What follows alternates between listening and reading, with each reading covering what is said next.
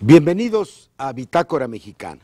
Quiero agradecer a Canal 34, opción de la televisión pública, la oportunidad que nos ofrece para contribuir al debate de las ideas y al análisis de los problemas. Este es en efecto un programa de diálogo y de reflexión sobre los grandes problemas nacionales ubicados en el contexto mundial, en eso que llamamos la globalización. Podríamos decir México, su tiempo y su circunstancia. Hoy vamos a hablar de transición energética. ¿Qué quiere decir esto? Que está llegando muy pronto, vamos a saberlo con más precisión al rato, el fin de la era de los hidrocarburos, esto es del petróleo y el gas, que fueron acumulados bajo tierra durante millones de años, que han sido explotados y que finalmente a mediados de este siglo, quizá un poco después, dejarán de existir. Eso va a obligar a la humanidad, la está obligando a cambiar sus fuentes de energía y, si fuera posible, a democratizar su acceso. México tiene, en este contexto, una situación muy peculiar. México, que fue uno de los grandes yacimientos petroleros del mundo, su subsuelo, no exportó después de la expropiación petrolera de 1938, petróleo, no exportó, salvo 1 o 2 años en época de la guerra y cantidades pequeñas, hasta 1975. México creció a más del 6% al año sin exportar petróleo. Al calor o a la luz del aumento de los precios en el mercado, se tomaron decisiones que todavía se discuten. Contribuimos, multiplicando varias veces nuestra producción de petróleo, desde luego a un cambio en el régimen de precios y a una transición de un mercado que estaba primordialmente dominado por los productores a otro que sigue dominado por los consumidores. Las consecuencias sobre la economía nacional fueron varias. Yo entiendo que se retrasaron muchas de nuestras reformas. Había dinero del petróleo, era fácil endeudarse, era fácil desmanejar el gasto público, era fácil aplazar las reformas fiscales. Ahora estamos dentro de una nueva realidad y vamos a ver qué tan precisos son nuestros datos. Al ritmo de explotación actual de petróleo en México, nos quedarían 8 años o 9 años de yacimientos de hidrocarburos, es decir, de reservas probadas. Hay desde luego reservas probables que tienen un alto costo de inversión, mientras más difíciles de explorar, mayor es el costo, al que solo se podría acceder mediante un aumento de los precios que permitiera financiar. Por otra parte, México es parte de América del Norte en aspecto económico, tiene un proceso también de relación, sino de integración con América Latina, tiene compromisos suscritos en Europa. Entonces, las grandes preguntas, ¿qué es lo que México debiera hacer en este contexto actual?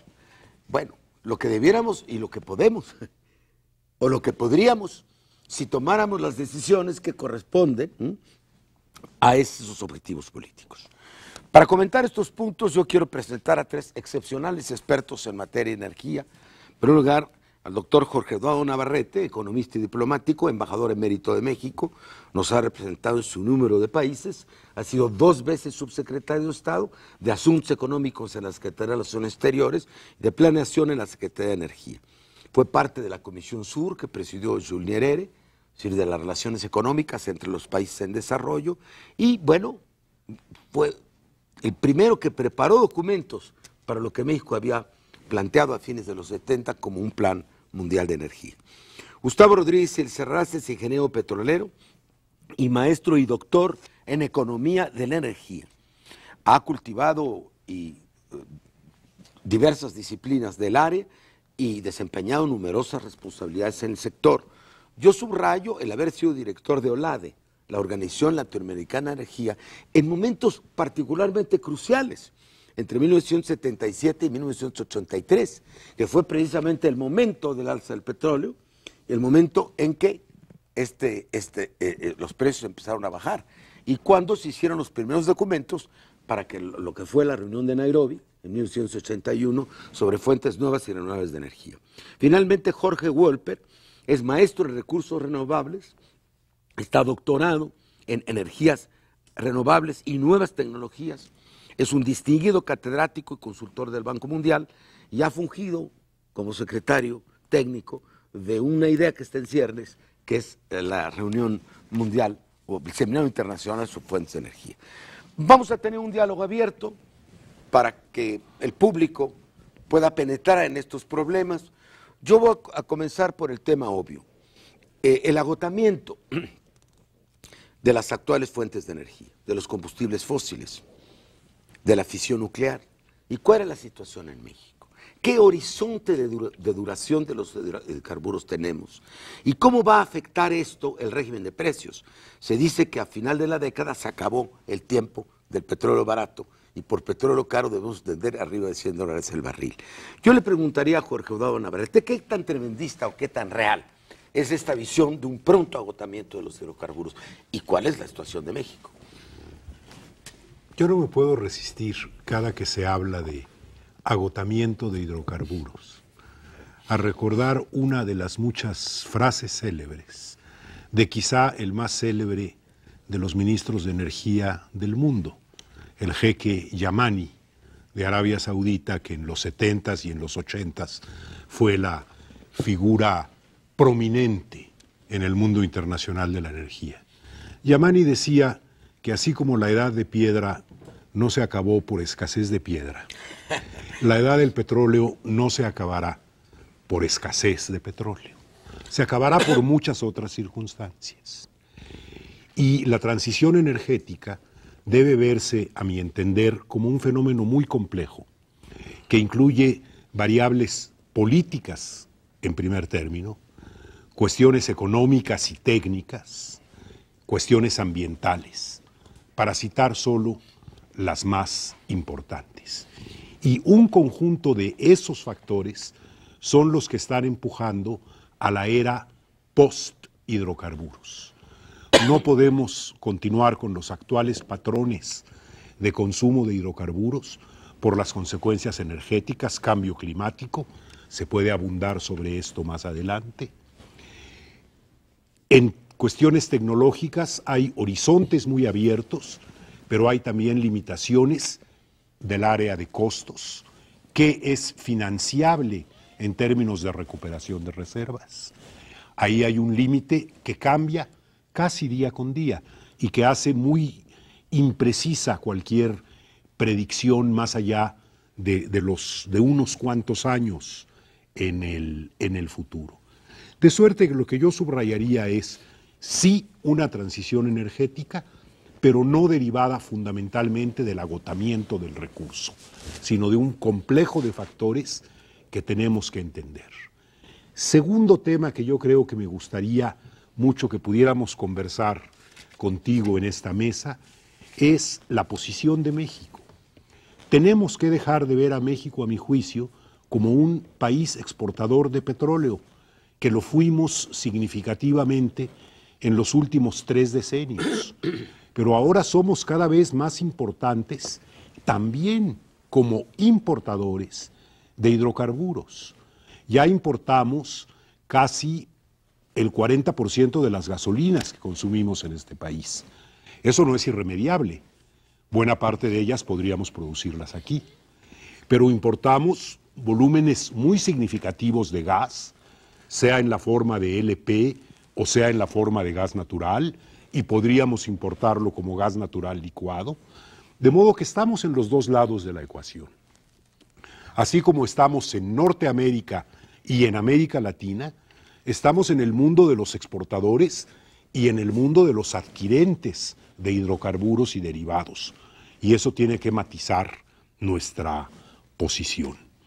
Y el último punto que haría es que como exportador de petróleo, México por fortuna tiene un récord notable. Contribuyó siempre a la estabilidad y predictibilidad del mercado, a evitar esas fluctuaciones bruscas que se conocen como shocks petroleros, y en ocasiones fuimos de hecho el factor que estabilizó y permitió la recuperación de las cotizaciones en el mercado mundial. Esa es una historia interesante, pero habrá otros momentos. Muchas gracias, Jorge Eduardo. Bueno, vamos al Sheikh Yamani. Las piedras no se acaban si no las tiramos todas. Pero el agotamiento, o si queremos llamarlo de otro modo, el fin de una economía energética fundada primordialmente en los hidrocarburos sí está relativamente cercano. Depende, dice Jorge Eduardo, de factores. El principal factor es la política global al respecto. Subraya también el tema ecológico.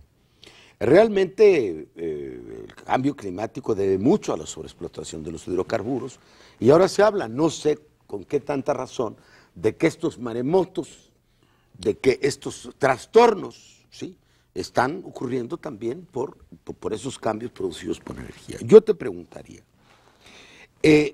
¿realmente México tiene un papel o podría jugar un papel en este cambio energético?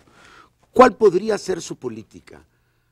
¿De qué debería dotarse en materia tecnológica para tener su propia investigación? ¿Y cómo podría dejar de ser menos dependiente? ¿Y cómo también podría utilizar sus hidrocarburos no solo como combustible, sino como materia prima? Porque hemos detenido hace mucho tiempo, ¿sí?, nuestra industria petroquímica. ¿Cuáles serían esas claves para que México entrara por su propio pie y con visión de futuro en la transición energética? Bueno, yo creo ahí hay que subrayar una cuestión muy importante y yo creo que la virtud o el regalo de la naturaleza que le hizo a México el ser un país rico en petróleo. Los veneros de petróleo del diablo. Los veneros de petróleo del diablo, exactamente. Ha hecho que descuidemos aspectos fundamentales en lo que es realmente el aprovechamiento de los hidrocarburos. De la parte tecnológica, para empezar a hablar de una situación que hoy viene muy al caso por el pozo que acaba de anunciar el presidente Fox, que nos va a dar un nuevo bocanada de oxígeno frente a la declinación de Cantarell. Este pozo está a 900 metros de tirante de agua y no tenemos tecnología. Perdón, ¿le podría decir al público qué es Cantarell? Cantarell es la plataforma de petróleo offshore, es decir, Cantarell marítimo. es un megacampo petrolero. Hay diferentes tamaños de campos petroleros, pero realmente hay pocos de la talla de Cantarell. En el Medio Oriente y en México son los casos más notables. En este sentido, el anunciar que hay un nuevo campo de estos, pues pareciera más político que efectivo, porque es imposible poder anunciar algo y del tamaño que se anuncia sin haber siquiera perforado el primer pozo para comprobar si hay. ¿Cuándo se acaba Cantarell? Bueno, Cantarell depende de muchos aspectos. Yo creo que han acelerado su declinación con una sobreexplotación o una explotación no indicada desde el punto de vista tecnológico. Recordemos que hubo una confrontación de ideas y principios técnicos sobre la inyección del nitrógeno. En 25 años fue más o menos su duración. Más o menos, pero realmente hay campos de esa talla en Medio Oriente que han tenido una vida mucho más larga por la técnica de explotación. Y quiero volver a subrayar este punto de la tecnología. Ahí voy a hacer también un recordatorio en los tiempos de esta crisis del 73 y 79, en el que yo estaba ocupando el cargo secretario ejecutivo de OLADE. Había un ambiente de cooperación en América Latina en el ámbito energético bastante, digamos, coherente con la situación de la crisis petrolera que se vivía.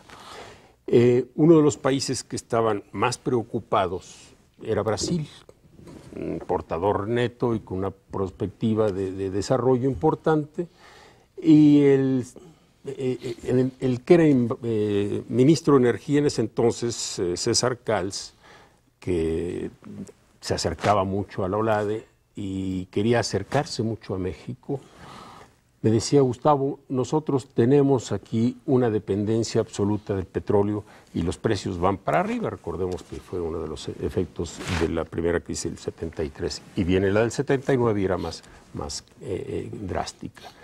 Y entonces el ministro Cals dice: y nosotros tenemos identificados nuestros campos petroleros potenciales en tirantes de agua que son inaccesibles. Y creo que debemos establecer una cooperación con México para desarrollar esta tecnología. ¿Por qué no se hizo? No sé, pero ellos sí lo hicieron. Hoy son están a la vanguardia, Petrobras es quizás junto con un par de empresas más quienes detentan la tecnología de la prospección petrolera en tirantes de aguas que van ya a más de 1 kilómetro, 2 kilómetros de profundidad. Y bueno, hoy nosotros dependemos de esa tecnología, la vamos a comprar como compramos pues casi toda la tecnología petrolera, que es una de las... ¿Y qué pasó con el Instituto Mexicano del Petróleo, que fue vanguardia? El Instituto Mexicano del Petróleo, a mi juicio, tiene dos aspectos. La parte industrial, que fue bastante exitosa, y la parte de producción, que fue bastante limitada.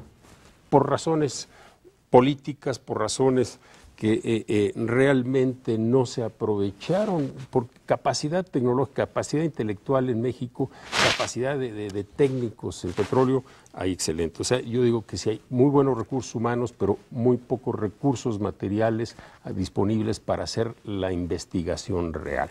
Esto es algo que fue histórico. Hoy nos encontramos en esta tesitura. El petróleo hoy está mucho más inaccesible en situaciones más difíciles. Creo que el Mar del Norte fue el que dio precisamente el vuelco a ese desarrollo tecnológico. Era imposible pensar que pudiéramos producir petróleo en el mar en las condiciones como se ha producido sin un desarrollo tecnológico como el que se dio. ¿Me permite hacer una pregunta, Jorge, antes de que termine el primer bloque? Nos están señalando. Jorge, ¿hay o no un peligro al ritmo de explotación actual de un decaimiento, ya no le llamamos agotamiento, de los recursos hidrocarburos del país, como ocurrió en Cantarell? No sé cuál sea la plataforma actual de explotación de petróleo, creo que es 3.390.000 y tantos barriles diarios. ¿No sería lo conveniente ser mucho más prudentes en la explotación, ¿sí?, y en la venta del petróleo, y tratar de compensar lo más pronto posible esas carencias? Primero las fiscales. ¿Por qué? Claro, la renta petrolera es hoy el 36% del fisco nacional. Vivimos el fisco de lo que da petróleos. ¿No sería más conveniente lograr la autonomía fiscal de Pemex, hacer una política de Estado, no solamente una política de mercado? ¿Qué recomendarías tú en unas cuantas palabras en la tesitura actual de México? Sin duda, coincido en que hay que tratar el tema como un tema no necesariamente de cuándo se van a agotar, sino sencillamente que se están agotando, que el nivel de consumo pues desde luego no está disminuyendo y que no es eficiente explotar las tecnologías, recursos de hidrocarburos que tenemos al nivel que lo estamos haciendo. No es lo más eficiente.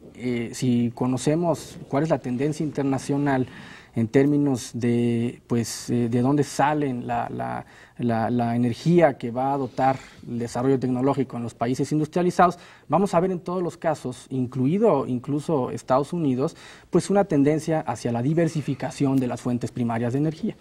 Las fuentes primarias de energía en realidad, pues una sin duda es la de hidrocarburos, otra es la nuclear, pero también mirando a otras fisión alternativas. Y así es, y otra sin duda es mirar la intermediación, pues la posibilidad de integrar al mercado tecnologías que aprovechan fuentes renovables de energía. Esto es sin duda un tema que entendámoslo no como que van a sustituir la explotación de los hidrocarburos. Es una transición. Es una transición y son energías alternas, es decir, hoy por hoy no pueden dar el total desarrollo tecnológico, sobre todo en materia de combustible, para sustituir la explotación de hidrocarburos, pero hay que tener la visión, sin duda, de eficientar la producción, la explotación de los hidrocarburos e introducir, mediante el desarrollo tecnológico, otras tecnologías, otras opciones para diversificar nuestro mercado energético. Creo que nos ha llegado el fin del primer bloque. Y yo le daría la palabra al embajador Navarrete cuando comenzáramos, ¿sí?, el siguiente.